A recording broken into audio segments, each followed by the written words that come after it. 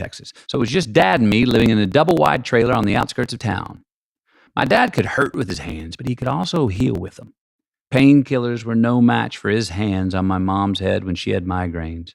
Whether it was a broken arm or a broken heart, Dad's hands and his hugs could heal, especially when in service of an underdog or someone who couldn't help themselves. The other inhabitant of that double-wide trailer Dad and I were living in that summer was a pet cockatiel named Lucky. Dad loved that bird, and that bird loved Dad.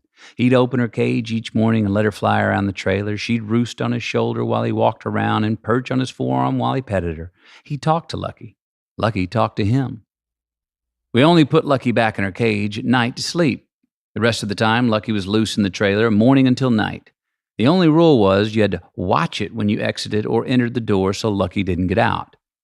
One late afternoon, after July day of exploring the countryside on foot, I got back to the trailer at the same time Dad got home from work.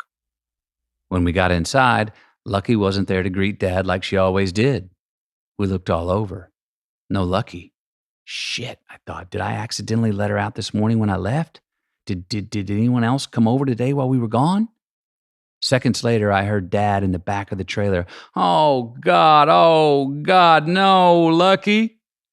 I ran to the back and found Dad on his knees leaning over the toilet. There, floating in circles in the bottom of it, was Lucky. Tears dripping off his cheeks, Dad reached with both hands in the bottom of the bowl and gently cradled Lucky out. Oh, no, Lucky, no. He groaned through sobs. Lucky was dead, soaking wet, motionless. She must have accidentally fallen in the toilet and gotten stuck beneath the seat's edge trying to get out. Dad, still weeping, brought Lucky's soggy and lifeless body closer to his face where he examined her hanging head. Then he opened his mouth wide and slowly put Lucky into it until the bottom half of her wings and her tail feathers were all that was outside of it. He started to give Lucky mouth-to-mouth resuscitation. Only breathing through his nose so to keep constant airflow into her lungs, he made sure his breath was measured. Enough, he hoped, to revive her, but not so much to burst her tiny lungs. On his knees, over a toilet, cradling the bottom half of a cockatiel named Lucky with the top half of the same bird in his mouth, he breathed into her with the perfect amount of pressure. 1 exhale. 2 exhales. 3 exhales. His tears soaking the already saturated bird. 4 exhales. 5. A feather quivered. 6 exhales. 7. A wingtip fluttered. 8.